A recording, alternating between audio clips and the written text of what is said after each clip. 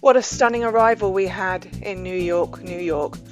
Past Statue of Liberty and sailed into Brooklyn Cruise Terminal. The skyline is absolutely magical. On arrival, we had to have a zero count with the passenger numbers on the ship. Everybody had to disembark and go through immigration. We downloaded an app before we left the UK called the New York Ferry app. This way our credit card was already registered and we could then purchase our tickets online to get us from Brooklyn over to Manhattan. The ferry terminal at Brooklyn Terminal is called Red Hook, and here you can get the ferry over to Wall Street, Pier 11, right in the heart of the financial district.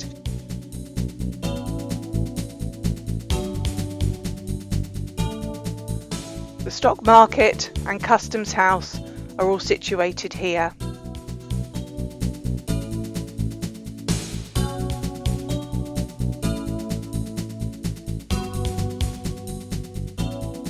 This is the Trinity Church, right in the heart of Wall Street, built in the 19th century.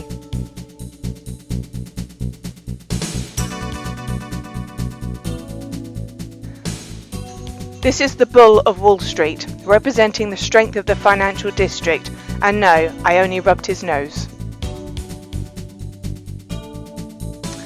One World Trade Center, 104 stories high, and has the footprint identical to the original Twin Towers. We then wandered around Ground Zero. What an emotional place to be, really very moving.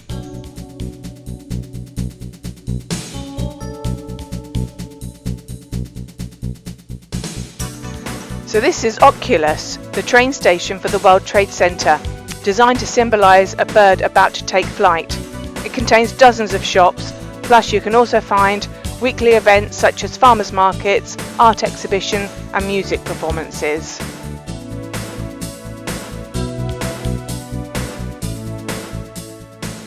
This is one of the 7 new sculptures in City Hall Park. City Hall is the seat of the New York government. One of the residents of City Hall Park. And then this is City Hall itself. And here we have Brooklyn Bridge in the distance. They were filming an episode of Law and Order here at Justice House. I don't recognise the actor though, sorry. Our friends actually live in Manhattan and wanted to give us a guided tour of their city, but also experience some of the flavours. So here we are in Chinatown, where they treated us to soup dumplings. And these are really delicious. And of course you can't come to Little Italy without having a cannoli. So I had a chocolate one filled with the soft cream cheesy filling. It was really nice. Then obviously Eileen's cheesecakes. They're only small, we had 3 to share, so we got a different taste of each of the flavours, and they were again really tasty. It's a very famous cheesecake house in New York. Then obviously, what else is there to have in Little Italy but a pizza? This is America's first pizzeria, Lombardi's. We just had one to share between 6 of us, and this was their traditional margherita. Again, 1 slice but really tasty. Onward then, they wanted us to try Cat's Delicatessen, which if you're familiar with When Harry Met Sally, I believed it might have been filmed in here. As you can see, it's really popular, really busy. And this is pastrami on rye with mustard. We had one between the 6 of us, just so we could taste the flavours of this very famous deli.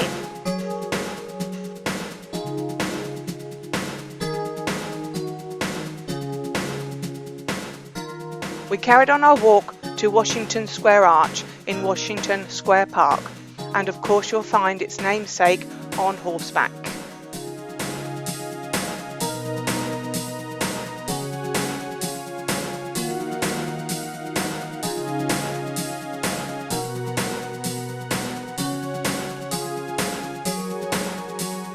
What a super view through the arch of the Empire State Building. Just a shame we had low cloud and quite a wet drizzly day, but on a clear sunny day it'll make a great picture.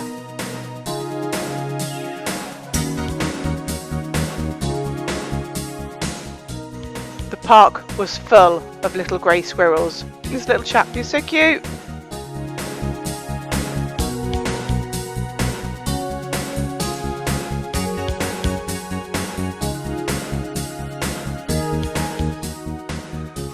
Wet and cold, we decided to head to Cafe Reggio, established in 1927 and the first cafe to serve cappuccino in New York. It's situated in Greenwich Village and one of the most popular cafes in this area. And as you can see, it's quite a quirky little cafe. Definitely worth a visit if you're in the Greenwich Village area.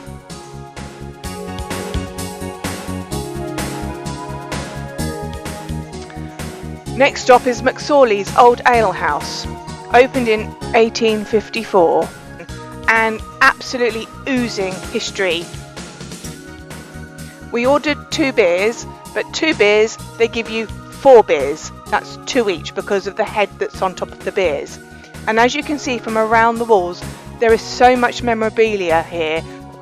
One of the interesting stories we were told here is that when the soldiers went to war in the First World War, after they'd eaten their meal, they left their chicken wishbone on this light fitting. When they returned from war, they collected their chicken bone. So obviously, lots of young men never came back from the war. It's such a sad story.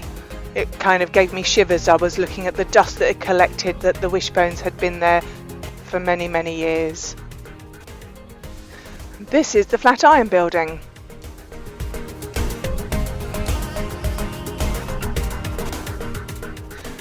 Then we're off to a Korean barbecue banquet where you have a barbecue in the centre of your dining table and you can barbecue beef or chicken, and then the table is just full with other dishes, vegetables, potatoes and sauces.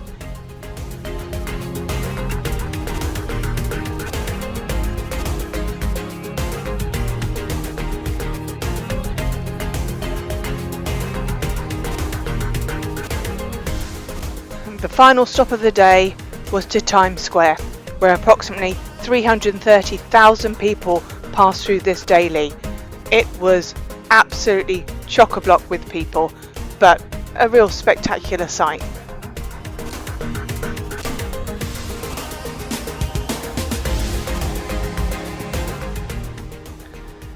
So we actually stayed the night in Manhattan. It was easier than getting back over to Brooklyn, and lots of other passengers actually had done the same thing. They'd booked into hotels for the night. We were very lucky, as I said, our friends live in Manhattan, so we went back to their house and enjoyed some good old New York hospitality.